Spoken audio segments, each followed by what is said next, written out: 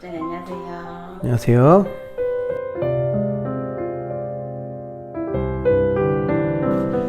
가도록 하겠습니다.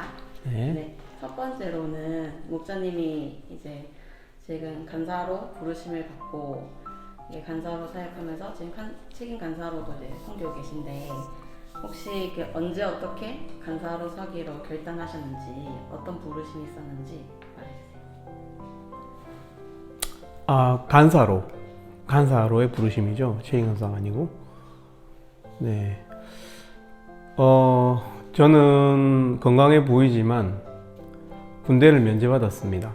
그래서 이제 다른 청년들은 20대 그 당시에도 그렇게 생각했어요. 진짜 황금 같은 시간, 네, 2년을 남자들은 군대에서 국가를 위해서 봉사를 해야 되는데 저는 2년이나 벌은 거죠. 그래서 뭐 이렇게 기쁜 마음도 있지만 약간 이제 이제 군대로 가는 형제들 보면서 약간의 뭐랄까요? 그런 뭐랄까 나는 재수 좋다 뭐 이런 생각도 하지만 또 한편으로는 또 약간 미안한 마음이 있었던 건 사실이고, 근데 이제 그 부분, 저의 취약한 부분을 그 당시에 책임 목자님이셨던 정연호 목자님께서 캐치를 잘 하셨어요. 그래가지고 이제 간사로 부르시면서 이제 그 어떤 하나님의 이 역사 앞에서 도둑과 도둑 아닌 자로 이렇게 뭐랄까 이렇게 로직을 준비하셔가지고 부르셨거든요. 그래서 이렇게 네가 2년을 벌었는데 그 하나님 앞에서 날로 먹으려고 하느냐 이렇게 하면서 간사해야 된다, 이렇게 간사로 2년만 섬겨라 이렇게 이야기를 하셨죠. 그래서 저는 약간 이미 거기서 빼박 뭔가 이렇게 여기서 거절하면 진짜 내가 생각해도 뭐 핑계가 없는, 이게 제가 스스로 도둑같이 느껴지고, 물론 목자님 그렇게 뭐 협박을 하신 건 아니고 이렇게 정중하게 부탁해 오셨는데 아무튼 그런 말도 쓰셨던 것 같고, 그래서 거기에 대해서 좀 부담이 있었고요. 근데 이제 그 당시 기도하기로는 제가 그 당시가 2006년도 저는 여름에 부름을 받았어요. 제가 계절학기가 아니고 이제 그 후기 졸업생이라 가지고 여름에 졸업을 했거든요. 그래서 일단 그래서 이제 기도하면서 2006년도 여름에 선교한국 대회가 있었어요. 그래서 선교한국 대회, 이제 그 선교한국 대회 전에 목사님이 부르셨고 제가 기도하겠다 그랬고, 선교한국 대회를 하면서 우리 ESF가 2006년도에 섬겼는데 제가 그때 스텝으로 섬겼어요. 뭐 이렇게 은혜 받는 자리가 아니라 일하는 자리로 섬겼는데, 하나님 혹시 일을 하면서도 제 마음에 특별한 감동을 주시면 간사로 부르신 줄 믿겠다 이렇게 기도했던 것 같고, 근데 이제 2006년도에 성경곡 하면서 제가 원래라면 그 인터내셔널에서 그 리셉션 등록을 받는 그 일이었거든요. 근데 그 당시에 그 알코올 중독인, 지금도 이름이 기억나는데 헨리라고 미국인 친구가 있었어요. 근데 그 친구가 참석을 했고, 근데 그 친구가 워낙 상태가 안 좋으니까 그 친구한테 전담으로 1대1 전담으로 저를 붙였죠. 저는 리셉션에 이제 사무일을 하지 않고 그 친구 옆에서 수발을 하면서, 수발이라기보다는 이렇게 뭐 주지회장 데려가고 어디 도망 못 가게 감시하고, 뭐 그러니까 어쩔 수 없이 주지회장에 가고 뭐 찬양하고 뭐 옆에 모든 행사를 학생처럼 거기 참가자처럼 했게 됐고, 그러면서 또 꼭 뭐 참가한다고 해서 꼭 말씀의 은혜를 받는 건 아니잖아요. 근데 이제 참가하면서도 말씀의 은혜가 컸고요. 그러면서 뭐 이런 과정들, 기도를 그렇게 했는데 또 이렇게 그런 친구하고 같이 있게 되면서 말씀의 은혜가 있었고, 그런 것을 자연스럽게 하나님의 부르심으로 믿었던 것 같아요. 그리고 하나님 앞에서 열심히 해보겠습니다, 믿어주십시오 하고 이제 목자님께도 말씀드리고 우리 간사를 시작하게 됐죠. 이거 헨리 이야기는 처음 들어요. 아 그래요? 헨리라고. 그래서 제가 그 당시에 티코 차를 빌려가지고 문경순 학사님 지금 그 학사님이 강사님이었는데 그 차를 저한테 차까지 내어주시고 헨리를 도우라고. 그러면서 뭐 이제 인터내셔널 일도 하고 헨리를 태우고 다니면서 뭐 이렇게, 왜냐면 주식배장까지 되게 멀었거든요. 한 20분 걸어서 30분이 걸렸어요. 그렇게 하면서 이제 프로그램에 참석을 했었다는 기억이 납니다. 그렇게 하면서 확신이 드셨다. 그렇죠. 이제 저도 이제 헨리 때문에 은혜를 받은 건 아니고 헨리 덕분에 헨리를 도와야 되니까 이제 같이 프로그램에 참석하면서 은혜가 있었고 그랬던 것 같아요. 이제 지금은 이제 책임 간사로 사역하고 계신데 이 책임 간사의 사역, 저도 전연차 때 목자님이 책임 목자로서 사역 잘 몰랐거든요. 이제야 좀 이렇게 들으니까 알게 되는 책임 간사로서의 사역은 뭔지, 그리고 이제 주로 어떤 사역이나 또 어떤 가치에 좀 초점을 두고 이렇게 사역하시는지, 이 부선지구를 좀 이렇게 이끄시는지 말해주시면 감사하겠습니다. 책임 간사 사역은 일단 제일 중요한 게 이제 설교 준비하는 거인 것 같고요. 근데 이제 설교 준비를 하다 보니까 이렇게 어떤 설교 준비를 열심히 하는 게 어려운 일인 것 같아요. 이렇게 쉽게 준비하는 건 되게 쉬운 일인 것 같고요. 근데 열심히 준비하기 위해서 정해진 시간을 이렇게 스스로 만들고 이제 신대원 다니면서 그 설교 준비의 과정과 얼마만큼의 시간이 필요한지에 대해서 배웠는데, 그것을 이제 문자 그대로 이렇게 지키려고 하는 그런 것이 이제 제 주 일인 것 같고, 그리고 간사 숫자가 지금은 저희가 학생에 대비 조금은 여유가 있는 편인데 그렇지 않을 경우도 있거든요. 그러면은 제가 1대1도 많이 해야 되고, 또 캠퍼스 GBS도 들어가야 되고, 그런 어떤 여백을 채우는 그런 일도 하는 것 같고요. 그리고 뭐 사실 뭐 학사님들 또 이렇게 마음에 부담이 생기고 또 이렇게 한번 찾아봐야 된다 이런 생각이 들면 학사님들도 만나고 그런 일들 이제 그리고 뭐 또 회의가 있으면은 부산 대표로 뭐 학폭협의 회의를 간다든지 아니면 책임간사 회의에 간다든지 뭐 그런 일도 하는 것 같고, 또 전반적인 회관을 이렇게 좀 이렇게 생각을 늘 하게 되는 것 같고요. 일단 회관에 사니까.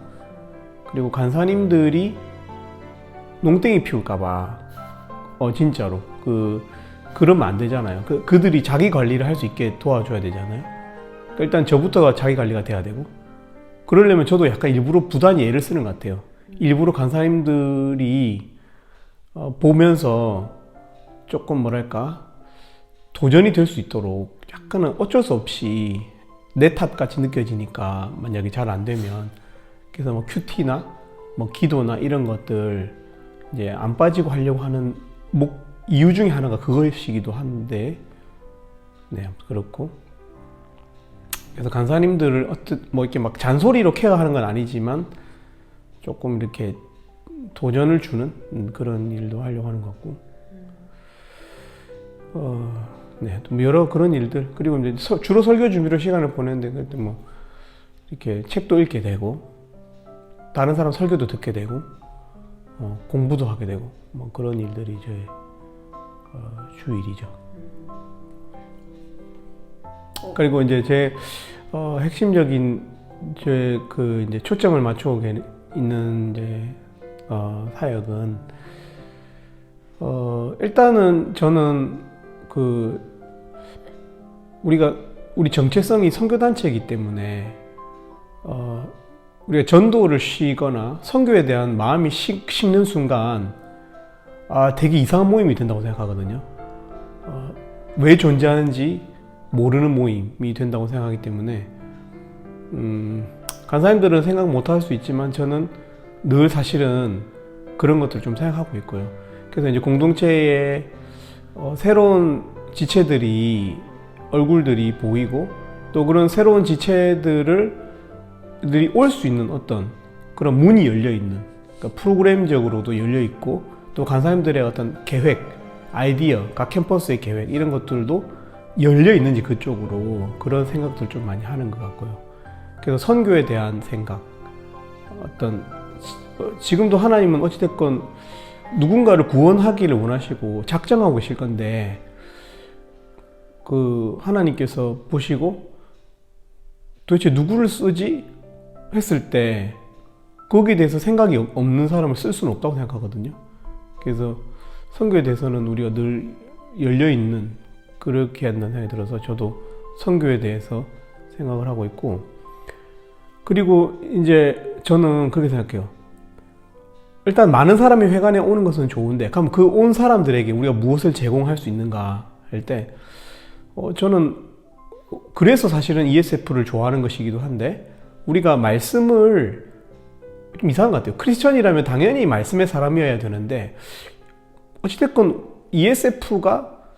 ESF의 어떤 선교 스타일이 혹은 우리의 메인 컨텐츠가 말씀이 되어버린 이 현실이 좀 이상하긴 한데, 아무튼 그래서 저는 우리가 그 본질, 신앙의 본질이라고 할 수 있는 말씀, 하나님 자신을 계시하신 아주 제일 객관적 방편인 말씀을 우리 소유하고 있고, 그래서 그 말씀을 잘 가르치는 거, 이게 제일 중요한 거라고 생각해요. 그래서 말씀을 가지고 부흥해야 된다고 생각해요.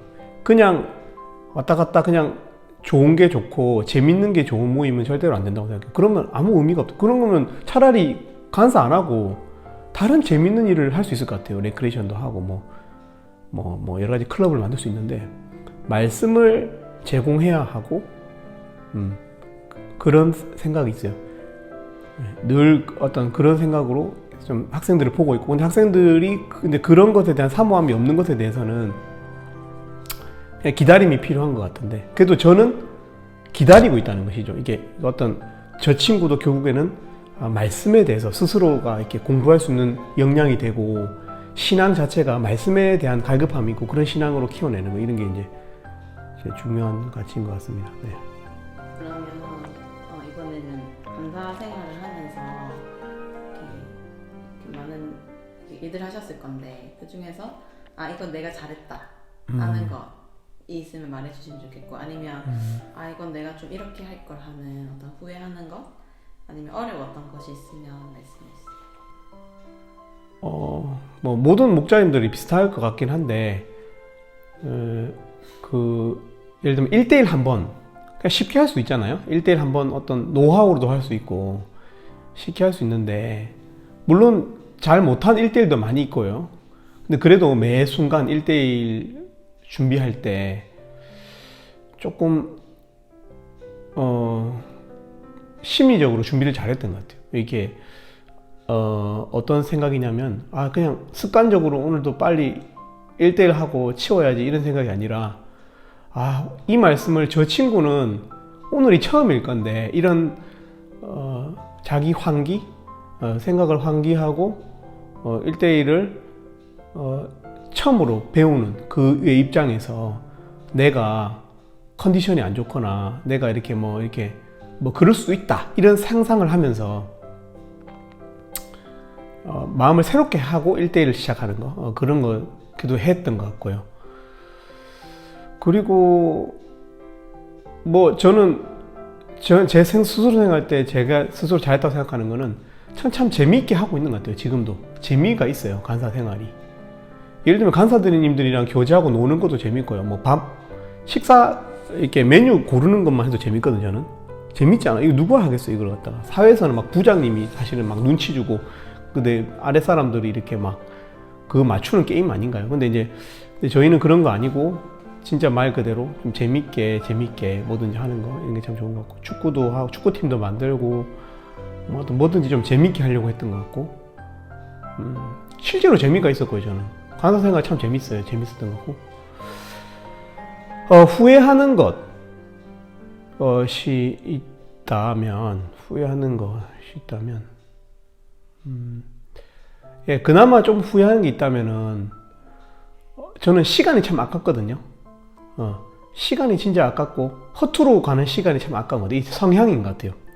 허투루 시간이 가는 게 아까워서 그날 하루를 그냥 좀 무용하게, 그냥 이렇게 무료하게 이렇게 보내고 나면 참 마음에 후회가 많이 남아요. 그래서 그러니까 뭔가 새로운 것을 계획을 이렇게 하려고 노력도 많이 하는 것 같고, 또 1대1 한 번을 해도 조금 뭐랄까요, 마음이 뭔가 이렇게 새로운 마음으로 하게 되는 것 같아요. 아까워서 그게 그 친구랑 그 시간이 아깝기 때문에. 그래서 근데 그래도 제가 한 번씩은 컨디션이 안 좋거나 또 뭐 이렇게 그냥 대충 하지 뭐 이렇게 해서 보냈던 것들 있잖아요. 이런 게 참 후회가 되는 것 같고, 그래서 오늘도 지영 간사님이 이걸 보내줬는데 미리 생각을 좀 많이 해봤었거든요. 이미 사실 이건 다 머릿속에 있는 답들이에요. 고민하는 것처럼 보이지만 이게 어떻게 말을 시작할지에 대한 고민이고, 이런 것이 이제 시간을 허투루 보내는 거, 이런 게 좀 또 간사 생활이 진짜 그런 게 어렵죠. 자기 관리하는 게 고정된 뭐 일과가 늘 같은 게 아니기 때문에 늘 새로 내 마음 관리를 잘해야 되기 때문에 그런 거. 그래서 이제 간사 초년 때는 몰랐는데 간사 체인 간사 되고 나서는 책도 많이 읽고 있어요. 왜냐면 책을 읽게 되더라고. 지적으로도 이렇게 많은 세상을 다니고 싶더라고요. 그래야 또 간사들한테도 도전을 줄 수 있고, 새로운 아이디어, 세상의 흐름과 또 하나님이 만드신 어떤 창조의 모습이 또 이제 종말을 향해 가는 하나님의 이 구원사가, 이 구속사, 이 역사가 흥미진진하잖아요. 이제 그런 하여튼 지적 호기심도 많이 생기는 것 같고, 시간을 무료하게 보내고 싶지 않아서, 또 예를 들면 뭐 설교 준비를 한번 해도 한 자리에서만 하는 게 좀 아쉽고, 그래서 뭐 돈을 쓰더라도 새로운 카페에도 앉아서 해보고 공부를 한다든지 뭐 이렇게 나름대로 몸부림을 좀 치게 되는 것 같습니다. 네.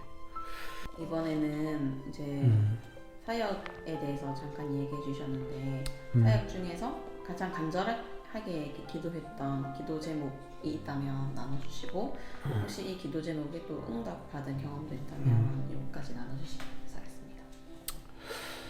감사하겠습니다. 네. 사역하면서 이제 뭐 여러 가지 기도를 했었어요. 뭐 예를 들면은 1대1을 하고 싶어 하지 않는 형제를 위해서 기도하면서, 제가 남을 위해서 기도하면서 울어본 적은 처음인 것 같아요. 근데 그 울음이 그 형제가 안타까워서 울었다기보다는 화가 나고,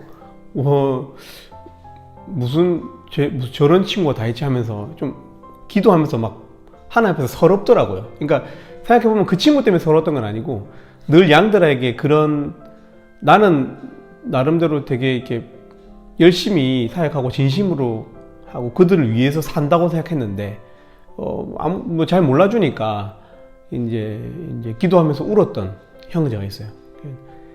그 형제가 이제 그냥 뭐 그 다음 주 채플에 왔는데 또 1대1 하자고 다시 말하니까 한다 하더라고요. 그래서 이제 그렇게 응답된 적이 있고, 근데 가장 간절하게 기도했던 것은 지금 바로 떠오르는 거는, 이 질문을 보자마자 떠올랐던 거는 2015년도에 이제 책임 간사가 되고 나서 회관 재정이 많이 어려웠어요. 이제 아무래도 모르겠어요. 저의 뭐 부족함 탓이겠죠. 그냥 회관 재정이 확 떨어졌었어요. 약간 그때 마음도 좀 안 좋고, 근데 실제로 마음이 안 좋은 것도 있고요. 그다음에 두 번째는 간사들 사례를 해야 되는데, 그전 책임 목자님들보다 지금 어쨌건 뭐 제 책임일 수도 있고 책임이 아닐 수도 있는데, 재정이 떨어지니까 심리적으로 참 힘들더라고요. 간사들 보기에. 근데 그 당시에 간사님들이 참 전혀 그렇게 반응하지 않았던 것 같고, 뭔가 이렇게 힘을 주시고 그랬던데, 아무튼 저는 힘들었어요. 그게 간사 사례비를 온전히 다 지급을 하지 못하는 그런 게 참 심리적으로 압박이 되게 되고, 진짜 제가 돈을 덜 받고 싶은 정도로, 자존심 때문에. 그리고 심지어는 어머니 보고도, 어머니가 교회 지금은 권사님이신데 지역교회 11조 해야 되잖아요. 근데 그 11조를 회관으로 하라고 내가 뒤에서 말을 하는 뭐 그런, 그게 워낙 이제 자존심이 상했기 때문에, 간절했기 때문에. 어머니가 이제 주로 수입이 겨울에 나시거든요. 어머니가 강정 가게에서 일을 하시기 때문에. 그런데 이제 겨울에 11조를 회관으로 내가 달라고 해가지고 하신 적도 있어요. 근데 아무튼 근데 이제 그때 기도를 많이 했었던 것 같고, 뭐 거의 한 20일 넘어가면서 우리가 말일에 사례비 지급을 하니까 20일 넘어가면서부터는 하루하루 맨날 이렇게 약간 기도도 하고 또 기도하는 마음으로 막 하늘을 쳐다보기도 하고 뭐 이렇게 그 한 해를 좀 보냈지 않았나 이런 생각이 듭니다. 근데 이제 감사하게도 하나님께서 학사님들을 통해서 재정을 많이 채워주시더라고요. 그래서 뭐 늘 뭐 막 넉넉 엄청 차고 넘치진 않지만 그래도 지금은 간사님들 사례를 그래도 할 수 있는 정도로 그때부터 간사 숫자도 한 명 더 늘었고 간사들의 사례비도 늘었는데도 100% 이제 지급할 수 있는 것에 대해서 저 입장에서는 참 이렇게 감사한 일이죠. 이제 ESF에 꼭 하면 이제 1대1이고 아까 목장님도 1대1 얘기 잠깐 해주셨는데 양에게 감동받았던 기억이 있는지 아니면 또 특별하게 기억나는 양이 1대1 양들에게 감동받았던 적이 참 많죠. 왜냐면 1대1 양들이 뭔가 마음을 쓰면은 참 좋더라고요. 이게 조그마한 거라도 큰 감동으로 아주 가성비가 좋은 그런 섬김이 아닌가 싶은데 뭐 1대1 양들이 뭐 편지를 써줬을 때도 좋았고요. 왜냐면 저도 편지를 써봐서 알지만 편지 쓰는 게 참 쉽지 않거든요. 근데 편지를 써서 주는 양들이 참 고마웠고 또 뭐 스승의 날이나 생일날 주로 그렇긴 한데 선물을 챙겨줄 때도 감사했고 그리고 우리가 솔직히 겸연쩍어서 서로에 대한 칭찬이나 감사를 표현을 잘 못하잖아요. 근데 그런 무거운 이제 뭐랄까요 어떤 그런 저항을 뚫고 감사를 표현하고 목자님이 좋다 이런 표현을 하는 양들이 있었어요. 그런 것들이 참 어떤 감동적이고 특별히 누가 지금 감동적이다 이렇게는 진짜로 안 떠올라요. 그러니까 저도 이게 두루뭉술하게 대답을 해야 되겠다는 작심이 있는 건 아니고 왜 그럴까요? 저도 진짜 그 사람밖에 없어 이런 생각이 잘 안 드는 게 뭘까요? 도대체 이 심리는. 아무튼 다 귀한 양들인데 근데 그래도 이제 그나마 그래 뭐 저는 그렇습니다. 저는 이게 더 감동받았는데 그 사람을 굳이 다른 사람 상처받으라고 숨기고 싶은 그런 마음은 전 없어요. 1대1 오래 한 양들 아무래도 기억나는 것 같아요. 뭐 권민수, 조성환, 뭐 이은비 뭐 이런 양들 보면은 1대1 오래 했거든요. 오랫동안 했고 뭐 떠나가긴 했지만 최원석 뭐 이런 양들 1대1 참 오래 했습니다. 박지원 1대1 오래 한 양들 주로 기억이 나고 그런 것 같아요. 시간을 함께 쌓았다는 거 이게 참 무거운 일인 것 같고 서로에 대한 서로 인생에서 영향을 줬기 때문에 분명히 또 그거 말고도 신현우 학사도 1대1 참 오래 했습니다. 1대1 오래 한 양들 기억이 많이 남아요. 그러면 이제 저도 많이 고민이 되는 건데 이제 마냥 이렇게 친구 같이 하다가도 뭔가 이제 교육자로 뭔가 태도를 다시 바꾸고 이렇게 하는 게 참 힘들더라고요.